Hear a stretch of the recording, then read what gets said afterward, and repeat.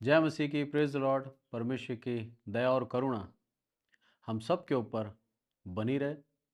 ये चैनल परमेश्वर की दया से चल रहा है और परमेश्वर की दया और अनुग्रह से काफ़ी जगह से लोग बाग इस चैनल को सुनते हैं, वचनों पे मन लगाते हैं और परमेश्वर की महिमा करते हैं। मैं हर एक का तहे दिल से धन्यवाद देता हूँ कि आप मेरे चैनल से जुड़े हुए हैं। इस चैनल को सपोर्ट करें, आपके सपोर्ट की आवश्यकता है। परमेश्वर इसको महान करे और जगह जगह लोग बाग इस चैनल के द्वारा उद्धार पाएं, अपने आप को परमेश्वर के समीप लेके आएं, असत्य से सत्य पे चलें और परमेश्वर के नाम की महिमा करें। आज का संदेश हम देखेंगे दूसरा कुरिन्थियों और उसका 5वां अध्याय। यहां पर लिखा है, पहली आयत में पढ़ता हूं, क्योंकि हम जानते हैं कि जब हमारा पृथ्वी का डेरा सरीखा घर गिराया जाएगा तो हमें परमेश्वर की ओर से स्वर्ग पर एक ऐसा भवन मिलेगा जो हाथों से बनाया हुआ घर नहीं परंतु चिरस्थायी है। इसमें तो हम कराहते और बड़ी लालसा रखते हैं कि अपने स्वर्गीय घर को पहन लें, कि इसके पहनने से हम नंगे ना पाए जाएं और हम इस डेरे में रहते हुए बोझ से दबे कराहते हैं, क्योंकि हम उतारना नहीं वरन पहनना चाहते हैं, ताकि वह जो मरणहार है जीवन में डूब जाए। जिसने हमें इस बात के लिए तैयार किया है वह परमेश्वर है, और जिसने हमें बयाने में आत्मा भी दिया है। पौलुस यहाँ पर पूरी कलीसिया को ये पत्र लिख रहा है और परमेश्वर की दया और करुणा देखिए आप कि पौलुस बयाने के अंदर उस आत्मा के विषय में चर्चा करता है और पौलुस समझा रहा है कि किस तरह से प्रभु यीशु मसीह हमारे लिए एक नई देह बनकर आएगा और इस जो पृथ्वी का डेरा है ये जब गिर जाएगा तो हमें स्वर्गीय देह वो हमें मिलेगी। आज परमेश्वर का वचन हमें कहता है शरीर का दिया आंख है। हमें परमेश्वर सिखाता है कि हमारी आंख कैसी होनी चाहिए, हमारी दृष्टि कैसी होनी चाहिए और किस तरह से हम प्रभु की नजदीकी में बढ़ते जाएं। मनुष्य संसार के अंदर रहता है, संसारिक हो जाता है। यहां पर भी लिखा है कि क्या है, बड़ी लालसा रखता है, कराहते हैं और बड़ी लालसा रखते हैं। हर एक मनुष्य के जीवन में ऐसा पल आता है कि वो सब कुछ पाना चाहता है और जब नहीं मिलता तब वो बेचैन हो जाता है, परेशान हो जाता है और अपनी पीड़ा के अंदर कराहने लगता है। प्रभु यहां पर सिखा रहा है हमें उस कराहने से बचाना चाहता है प्रभु। इसलिए बोलता है ये जो शरीर दिया है हमें ये धीरे धीरे क्षीण होता जाएगा, धीरे धीरे खत्म होता जाएगा, धीरे धीरे इसकी अवस्था बुजुर्ग होता जाएगा और इसका बल खो देगा। पर जो परमेश्वर हमें देह देता है उस देह के द्वारा हम नया बल पाते हैं और हमारे आत्मा में सदा बल बना रहता है। मैं बड़े बड़े प्रभु के दासों को देखता हूं जिनकी उम्र 70 साल, 80 साल, 85 साल, बड़े बड़े, और वो विश्वास के अंदर पूर्ण मजबूत और बलवान। एक जवान के अंदर वो जोश नहीं होगा जो एक बुजुर्ग के अंदर उस समय जो प्रभु में चल रहा है, तो ऐसे बुजुर्ग के अंदर वो जोश होता है। एक उदाहरण से बताता हूं मैं आपको। पॉलीकार्प जो यूहन्ना का चेला था और पुराने समय के अंदर वो एक बिशप था और उस समय परमेश्वर के पुत्र प्रभु यीशु मसीह के राज्य का सुसमाचार जगह जगह फैला रहा था। उस पॉलीकार्प को जब रोमी साम्राज्य और यहूदा जो वहां का साम्राज्य था, दोनों ने जब उसको रोका, बोला तू प्रभु यीशु मसीह के नाम को नहीं फैलाएगा, बोला नहीं तो हम तुझे क्या करेंगे, जंगली जानवरों के बीच में डाल देंगे, तुझे क्या करेंगे, जिंदा जला देंगे। तब पॉलीकार्प ने एक ही बात बोली जो कि बहुत ही दिल को छूने वाली बात है। क्या बोलता मालूम है?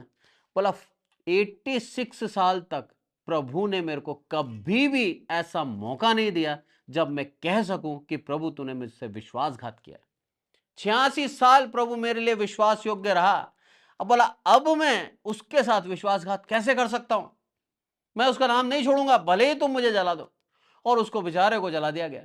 क्या बोलता है मालूम है? जब उस अग्नि के विषय में कहा उसको जलाने से पूर्व, बोला ये धधकती आग में तेरे को डाल दिया जाएगा, जिंदा जलाएंगे तुझे। क्या बोलता है मालूम है? उस समय भी उसने एक ही चीज बोली, बोला ये देह कुछ समय के लिए जलेगी और उसके बाद ये अग्नि शांत हो जाएगी। पर मैं तुम्हें बता दूं, जिस अग्नि के विषय में मैं चेतावनी देता हूं पूरे समाज को, जिस अग्नि के विषय में मैं चेतावनी देता हूं कि तुमने यदि अपने मन को नहीं फिराया, अपने मन को दुष्टता पे लगाए रखा, अपने मन को प्रभु यीशु मसीह से दूर रखा, तो वो अग्नि न्याय के दिन अनंत काल की अग्नि है जो कभी नहीं बुझेगी। उस व्यक्ति को मार दिया गया, जला दिया गया, उसके बावजूद भी वो मरा नहीं। तब रोमी साम्राज्य का एक सैनिक ने आकर उसको चाकू मार के उसको मार दिया। उसने अपनी जान को दे दिया प्रभु यीशु मसीह के सच्चे और सत्य नाम के लिए। आज प्रभु हमसे यही चाहता है, क्या आज हम परमेश्वर के उसी नाम की महिमा करते हुए अपने जीवन को जिए? इस देह की जो कि अस्थाई है, दिन ब दिन बूढ़ा होता जाता है, दिन ब दिन अपने क्षमता को खोता जाता है, ऐसी देह को पाना, ऐसी देह की लालसा और ऐसी देह को आनंद देने के लिए हम सांसारिक हो जाएं, या फिर उस देह को प्राप्त करें जो चिरस्थाई है, जो कभी भी मरने वाली नहीं है, जो सदा जवान रहेगी, जो सदा बलवान रहेगी, जिसके अंदर सदा सामर्थ्य रहेगी। वो देह प्रभु आज हमें देना चाहता है। चुनाव हमारे हाथ में, यह अस्थाई देह या वो चिरस्थाई देह, हमारे हाथ में दिया प्रभु ने चुनाव। आज हम परमेश्वर की दया और करुणा से उसके वचनों को सुन पा रहे हैं। बहुत बड़ी बात है ये। हर एक व्यक्ति परमेश्वर के वचन नहीं सुन रहा। आज परमेश्वर की दया जिसके ऊपर हो रही है, आज वही परमेश्वर की उस वचन को सुन पाता है और प्रभु यीशु मसीह को प्रभु कह के संबोधित करता है। प्रभु की दया और करुणा ही है। प्रभु का वचन कहता है, प्रभु यीशु मसीह खुद कहते हैं अपने वचन के अंदर, मत्ती के अंदर यदि हम पढ़ें, उसके अंदर लिखा है, मेरी भेड़ें मेरा शब्द सुनती है, पहचानती है वो, और जिनको प्रभु ने मुझे दिया है वही मेरी भेड़ें हैं। प्रभु यीशु मसीह भी ये साफ कहते हैं कि परमेश्वर ने जिन लोगों को मुझे दिया है वही मेरी भेड़ें हैं। आज हम धन्यवाद दें कि हम प्रभु की उन भेड़ों में गिने जाते हैं।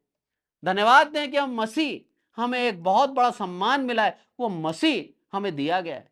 उस मसीह के द्वारा हम आज अपने जीवन के अंदर बल पाते हैं। उस मसीह के द्वारा आज हम उन परिस्थितियों पर विजय पाते हैं जो असंभव और अनहोनी है। मैं आपको अभी एक गवाही से बताता हूं। आज ही सुबह मेरे पास एक फोन आया एक भाई का, जिनका नाम मैं सार्वजनिक करना नहीं चाहता। उन भाई ने मेरे को फोन किया और बोला कि मैं रात में जब सोता हूं तो मेरे कानों में घंटियां बजती हैं। बोला धीरे धीरे मेरे कान में सुनने की क्षमता कम होती जा रही है। आप मेरे लिए प्रार्थना करें। परमेश्वर की दया और करुणा से एक अवसर मिला मुझे प्रार्थना करने का। परमेश्वर से मांगा, हे प्रभु उस भाई के लिए तू चमत्कार कर। डॉक्टर बोलते हैं इसका कोई इलाज नहीं है, धीरे धीरे तुम्हारे कान की सुनने की क्षमता खत्म होती जा रही है, तुम्हारी अवस्था बढ़ती जा रही है, तुम 65 साल के हो चुके हो, 67 साल के हो चुके हो, अब तुम्हारी क्षमता कम होती जाएगी। पर मैं आपको कह दूं, परमेश्वर सामर्थी परमेश्वर है जिसके पीछे हम चलते हैं। जब हम विश्वास करते हैं, वो गूंगों और बहरों को सामर्थ्य देता है। यहां पर भले ही अवस्था कम होती जा रही है, पर प्रभु का आत्मा उसके अंदर सामर्थ्य देता है। और मैं पूर्ण विश्वास करता हूं कि प्रभु ने वो प्रार्थना सुन ली, क्योंकि भजन संहिता जब मैं पढ़ रहा, वहां पर लिखा, परमेश्वर ने, मैंने तेरी प्रार्थना को अस्वीकार नहीं किया। और नीति वचन के अंदर जब मैंने पढ़ा तो वहां पर उस आयत के अंदर साफ साफ लिखा हुआ आया कि मैं तुझे मीठी नींद देता हूं। आमीन। परमेश्वर हमें सिखाता है कि किस तरह से उसने हमारी प्रार्थना को सुना और वचनों के द्वारा हमें उसको श्योर कर देता है, सत्य कर देता है कि मैंने तेरी प्रार्थना सुन ली। यहां पर जब हम देखते हैं, पौलुस समझा रहा है, बोला क्या है हम जानते हैं कि हमारा पृथ्वी का डेरा, शरीर का घर गिराया जाएगा। ये जो शरीर है ये धीरे धीरे खत्म हो जाएगा, ये गिर जाएगा, पर जो प्रभु हमें देता है वो कभी भी नहीं गिरता। ये शरीर का दिया ज्योति आंख है। हमें किस तरह से चलना है उसके विषय में 2-3 आयतें पढ़ेंगे। प्रभु हमें सिखाएगा कि हमें किस तरह से प्रभु के पीछे पीछे चलना होता है। आंखें हमें सब कुछ दिखाती है। हम लोगों की दृष्टि के द्वारा उनके चरित्र को पहचान जाते हैं। उनकी निगाह किस तरह से वो देख रहे हैं, उसके द्वारा उनके चरित्र को हम पहचान जाते हैं कि सच में यह भला व्यक्ति है या बुरा व्यक्ति है। इसलिए बहुत जरूरी होती है ये आंखें, बहुत जरूरी होती है दृष्टि, किस तरह से हम लोगों के ऊपर हम अपनी दृष्टि रखते हैं। परमेश्वर बोलता है, अपनी आंखें पर्वतों की ओर लगा, तुझे सहायता कहां से मिलेगी। भजन संहिता के अंदर लिखा है, प्रभु यीशु मसीह चट्टान है। उस चट्टान के ऊपर हमें अपनी निगाह लगानी है और सहायता वही देगा हमें। जब सब जगह से ना हो जाए, जब सब जगह से मना हो जाए, आप जान लेना परमेश्वर ने आपको चुना है, आपके जीवन के अंदर वो चमत्कार करने वाला है। जब हमारे संसार के अंदर ना हो जाती हर जगह, परमेश्वर का धन्यवाद दें, हे प्रभु तू महान है, तू सामर्थी है, तूने मुझे चुना अपनी समर्थ दिखाने के लिए। धन्यवाद दें हम उसका कि प्रभु की निगाह हम पर हो गई। लिखा है वचन के अंदर, तू चिंता ना कर क्योंकि तेरी चिंता मुझे है। आज हम अपने इस देह की चिंता क्यों करें? क्योंकि मेरे प्रभु ने इस देह को रचा है। वो जानता है इस देह के अंदर क्या कमी है और क्या घटी है। वो बोलता है मांगो मैं तुम्हें दूंगा। यही मांगना है, हे प्रभु तेरे विश्वास में बने रहूं, तेरी संगति मेरे से दूर ना हो और तेरे वचनों का आदर मेरे जीवन से होता रहे। ये हमें मांगना है प्रभु से। यहां पर जब हम आगे पढ़ते हैं उसके अंदर लिखा है 6ठी आयत, अतः हम सदा ढांढस बांधे रहते हैं और ये जानते हैं कि जब तक हम देह में रहते हैं तब तक प्रभु से अलग हैं, क्योंकि हम रूप को देखकर नहीं पर विश्वास से चलते हैं। आमीन। क्या बोल रहा है यहां पर पौलुस? हम रूप को देखकर नहीं, विश्वास से चलते हैं। यही एक मसीह जीवन होना चाहिए कि हम बाहरी दिखावे को ना देखें बल्कि विश्वास के द्वारा अपने जीवन को चलाएं। एक गवाही बताता हूं, बहुत ही दुख भरी गवाही है पर ये सच्ची गवाही है। एक व्यक्ति अपने 8 साल के बेटे को लेकर आई हॉस्पिटल और वहां पर बताता है कि साहब उसको एक ऐसी बीमारी है कि उसका विजन पहले जो हमें पूरा दिखता है धीरे धीरे धीरे धीरे विजन कम होता जाता है और बिल्कुल थोड़ा हो जाता है और उसके बाद खत्म हो जाता है। ऐसी बीमारी उसको, जो मेडिकल साइंस से हैं उन लोगों को मालूम है इस बीमारी का नाम। और उसकी एक आंख, बाईं आंख बिल्कुल पूरी रीति से अंधा हो चुका था। उसकी दाहिनी आंख में थोड़ी सी ज्योति थी। 8 साल का बच्चा। जो पिता अपने बच्चे को लेकर आया, ये पिता एक बिलीवर, एक विश्वासी है और ये अमेरिका की घटना है, मैं आपको बताता हूं। जो पास्टर वो भी विश्वासी। उस पास्टर ने बोला मैं इसका ऑपरेशन करूंगा और परमेश्वर इसको ठीक करेगा। उस व्यक्ति ने ऑपरेशन करा और जब आंख का ऑपरेशन हो रहा था और उन टिश्यू को देख रहा था वो जिसको उसको रिपेयर करना था, बोलता मैंने मेरे जीवन में इतनी खराब अवस्था में उन टिश्यू को देखा, मैं भयभीत हो गया कि कैसे ये ठीक होगा। बोला ऑपरेशन करा हमने और उसके बाद पट्टी लगाई और रात भर, उस डॉक्टर की गवाही है, रात भर वो प्रार्थना में रहा, हे प्रभु इस 8 साल के बच्चे की आंखों को तू बचा ले और ज्योति दे। दूसरे दिन जब उसकी आंखों को देखा गया, टॉर्च डाली गई, तब उसकी आंखें पहले की अवस्था में बहुत अच्छी थी। परमेश्वर का धन्यवाद हो। डॉक्टर ने परमेश्वर का धन्यवाद दिया और बोला मेरे हाथों में नहीं है प्रभु, तेरे हाथों के अंदर यह कार्य था। पूरी महिमा प्रभु को दी। अब ये चले गए बच्चा और कई महीनों बाद दोबारा वो बच्चा आया। डॉक्टर ने सोचा हो गया ठीक है, पर परिस्थिति देखिए आप कितनी गंभीर हुई। दोबारा ये बच्चा आया और दोबारा आने के बाद वही डॉक्टर के पास आया और डॉक्टर ने बोला अब अगर इसका ऑपरेशन करते हैं हम तो ये 8 साल का बच्चा ही है, अपने खिलौने जो आज देख पा रहा है कल नहीं देख पाएगा, आपको देख पा रहा है कल नहीं देख पाएगा। जितने लोग यहां पर हैं हो सकता है कल इसका ऑपरेशन सही नहीं हुआ तो ये किसी को नहीं देख पाएगा। पर उसके पिता ने बोला आप ऑपरेशन करें। दूसरे दिन ऑपरेशन करा। रात भर बेचैनी डॉक्टर को। सुबह जब देखा गया उसकी पट्टी खोली गई। आप देखिए उस बच्चे की आंख में जब रोशनी डाली गई, प्रकाश डाला गया, टॉर्च से जब उसकी आंखों में डाला गया, उसने कोई हरकत नहीं करी। उसकी दूसरी आंख भी पूर्ण रूप से अंधियारा हो गई। दाई आंख पहले ही अंधियारा थी, बाई भी अंधियारा हो गई। उसके जीवन में पूरा अंधियारा हो गया। उसका पिता पीछे से डॉक्टर के पीठ पे हाथ रख के बोलता है डॉक्टर साहब आपने पूरी कोशिश करी, मैं एक विश्वासी हूं, मैं ये जानता हूं कि प्रभु यीशु मसीह को देखने के लिए इसको ये शारीरिक आंखों की जरूरत नहीं है। आमीन। क्या बात बोली उसने। प्रभु यीशु मसीह को देखने के लिए इन आंखों की आवश्यकता नहीं है। अरे हम क्यों इधर उधर झांकते हैं, हम क्यों इधर उधर देखते हैं। हमारे सामने प्रभु यीशु मसीह, उसको देखें हम।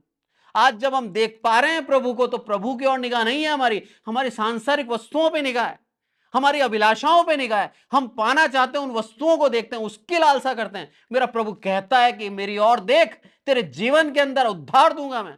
प्रभु चाहता है उस उद्धार को प्राप्त करें हम। प्रभु चाहता है उस अनंत जीवन को प्राप्त कर लें जो मेरा प्रभु यीशु मसीह हमें यूं ही देता है।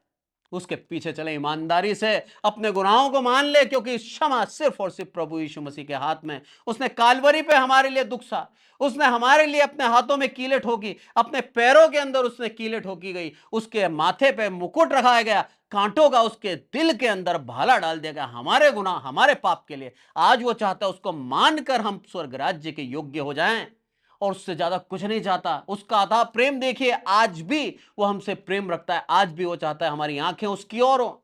पर जो आंखें शरीर का दिया है, आज वो आंखें जगह जगह लग रही हैं, आज वो आंखें संसार को देखती हैं, आज वो आंखें अभिलाषाओं को देखती हैं, आज वो आंखें प्रभु यीशु मसीह को नहीं देखती। कहीं ऐसा ना हो कि उस बच्चे के समान हमारी आंखों की दृष्टि चली जाए, फिर हमें सिर्फ प्रभु दिखेगा, उसके बाद और कुछ नहीं देख सकते हम। प्रभु चाहता है जब दे रखा है उसका धन्यवाद देकर उसके नजदीक आए, उसके करीब आए। वो गवाही सुन के मेरे रोंगटे खड़े हो गए कि क्या विश्वास है उस विश्वासी के अंदर। उसके बच्चे की आंख खराब होगी सदा के लिए, उसका बच्चा पूरे जीवन अंधकार में जिएगा, उसके बावजूद भी धन्य आशा है उसके पास। इसकी निगाह प्रभु यीशु मसीह की ओर है, ये प्रभु यीशु मसीह को देखेगा, प्रभु यीशु मसीह का आत्मा इसके अंदर कार्य करेगा। ऐसे विश्वासी प्रभु चाहता है आज प्रभु चाहता है हमसे कि जो उसने दिया है उसके कारण नहीं, बल्कि जो उसने हमसे ले लिया उसके कारण भी हम उसकी महिमा करें। हमारे जीवन के अंदर दुख आएंगे, परेशानी आएगी, आपको किसी भी तरीके से प्रभु परख सकता है। जान लेना हर एक बार में परमेश्वर महान है और उसकी महिमा आपके जीवन से होनी चाहिए। परमेश्वर आपसे बहुत प्रेम करता है, बहुत प्रेम। आप उसके प्रेम को समझ नहीं सकते, अथाह प्रेम है उसका। उस प्रेम के अंदर बने रहें और चलते रहें उसकी पथ के ऊपर। प्रभु यीशु मसीह ही मार्ग, सत्य और जीवन है। यहां पर जब हम आगे पढ़ते हैं उसके अंदर लिखा है, इसीलिए हम ढांढस बांधे रहें कि देह से अलग होकर प्रभु के साथ रहना और भी उत्तम समझते हैं। बोला जब तक इस देह के अंदर हैं हम प्रभु के साथ नहीं हैं। कारण क्या है? देह की आवश्यकताएं, देह की लालसा, देह की जरूरतें हमें प्रभु से दूर कर देती है। पौलुस बोलता है मैं चाहता हूं इस देह से अलग हो जाऊं। पौलुस बड़े ही आनंद के साथ कहता है जीना मसीह, मरना लाभ। आज वही चाहता है प्रभु हर एक मसीह से कि हम कहें कि जीना मसीह और मरना लाभ। प्रभु जब मैं मर जाऊंगा इस देह से मुक्त हो जाऊंगा और ये देह से मुक्त होते ही मैं तेरे करीब आऊंगा। आज वही चाहता है प्रभु, इस देह को हम खत्म कर दें हमारे विचारों के अंदर, कि हम इस देह के बारे में ना सोचें कि क्या पहनेंगे, क्या खाएंगे, क्या ओढ़ेंगे, कहां रहेंगे, बल्कि परमेश्वर के राज्य की खोज करें। भला अन्य जाति करते हैं इसकी खोज कि क्या पहनेंगे, क्या खाएंगे। तुम अन्य जाति नहीं हो, तुम्हारा परमेश्वर पिता तुम्हारे लिए चिंता करने को तैयार है। कितना धन्यवाद दें हम प्रभु का कि उसने हमारे लिए चिंता करी। कितना धन्यवाद दें उसको कि उसने हमारे लिए सारे प्रबंध कर रखे। अरे उस महान प्रभु को छोड़कर हम कैसे इधर उधर देख सकते हैं। परमेश्वर चाहता है उसकी और हम दृष्टि करें। एक और आयत निकालें आप, रोमियो उसका 6:4। इसके अंदर क्या लिखा है? अतः उस मृत्यु का बपतिस्मा पाने से हम उसके साथ गाड़े गए, ताकि जैसे मसीह पिता की महिमा के द्वारा मरे हुओं में से जला गया, वैसे ही हम भी नए जीवन की सी चाल चलें। नए जीवन जो हम पाने वाले हैं उसकी सी चाल हमें आज से जीनी है। प्रभु यीशु मसीह मारा गया, प्रभु यीशु मसीह तीसरे दिन जी उठा। लिखा है यहां पर साफ साफ, मृत्यु का बपतिस्मा पाने से।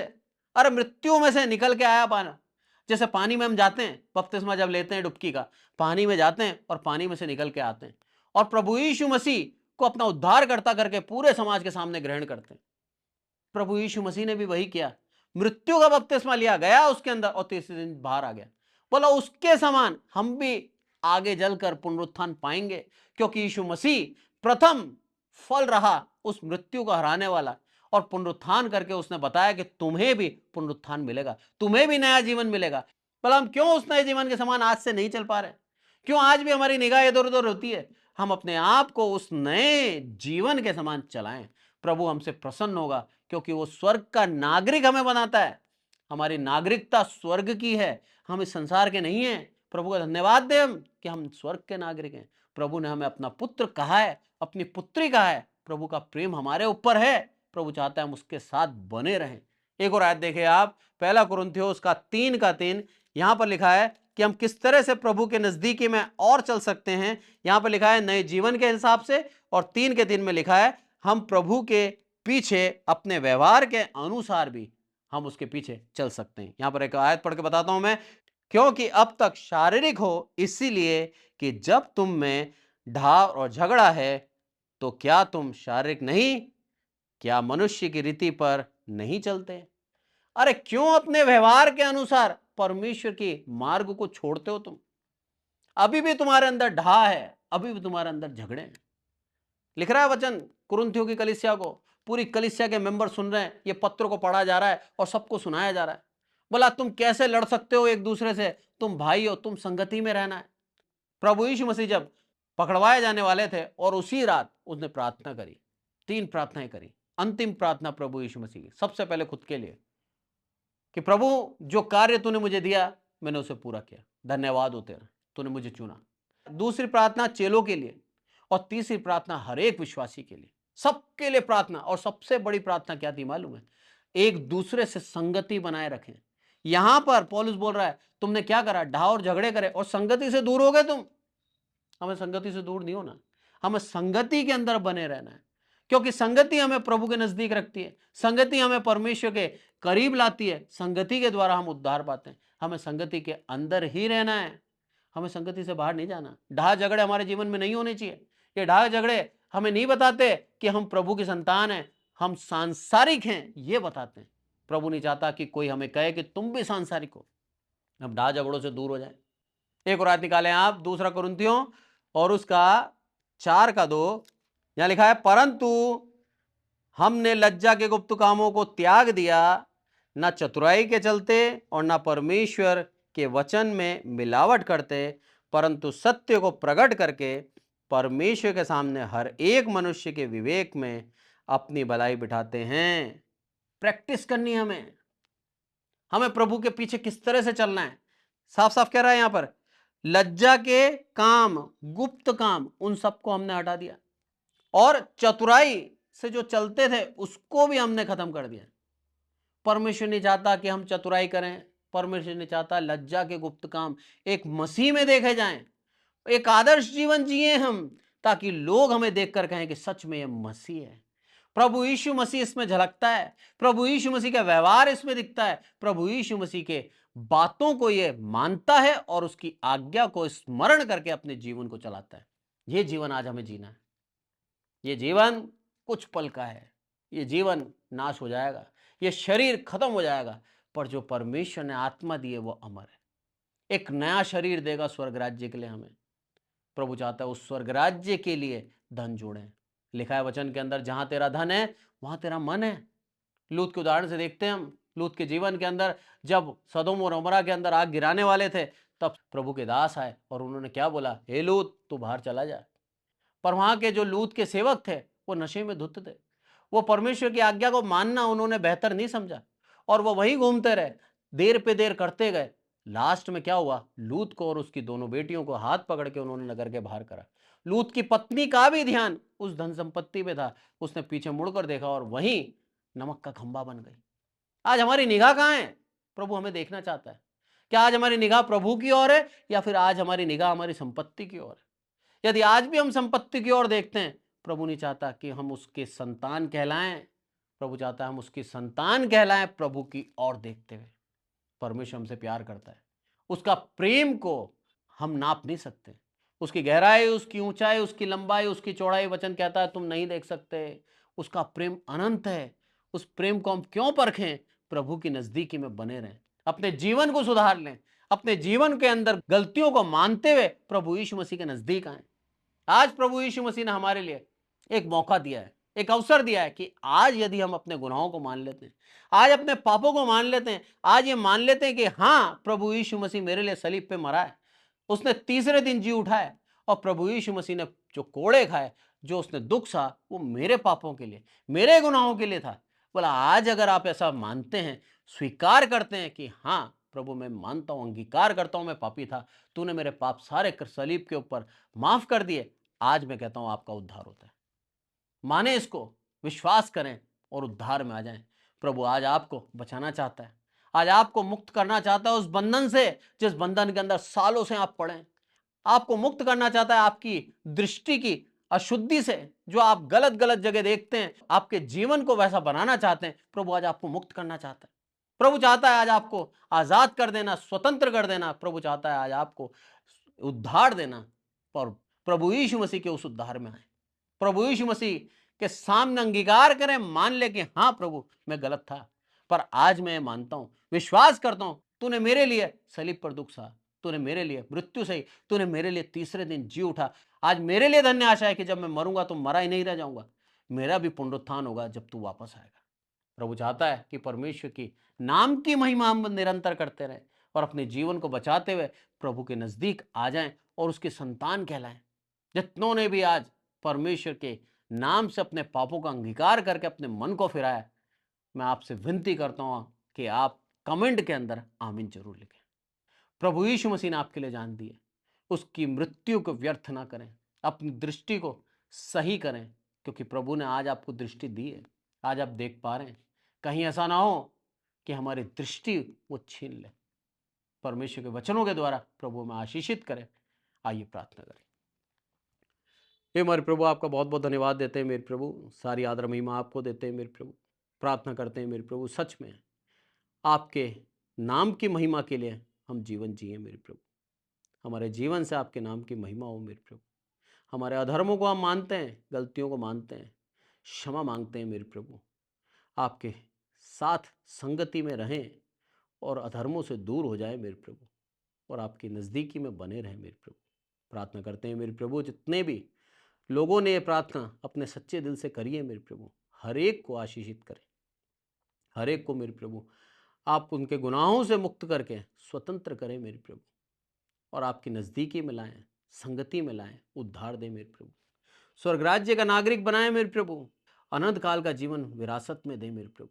आदर मान आपको देते हैं मेरे प्रभु। आपने हमारी विनती सुनी, इसलिए आपका बहुत बहुत धन्यवाद। आज के वचन को आशीषित करना मेरे प्रभु, सब कुछ आपके हाथों में सौंपते हैं मेरे प्रभु। हम घटें, आप बढ़े। आपने हमारी विनती सुनी, इसलिए आपका धन्यवाद। प्रभु यीशु मसीह के नाम से मांगते हैं, आमीन। और अब हमारे प्रभु यीशु मसीह का अनुग्रह, पिता परमेश्वर का प्रेम, पवित्र आत्मा की सहभागिता हम में से प्रत्येक के जीवन के अंत तक हो, आमीन। Praise the Lord. Thank you so much.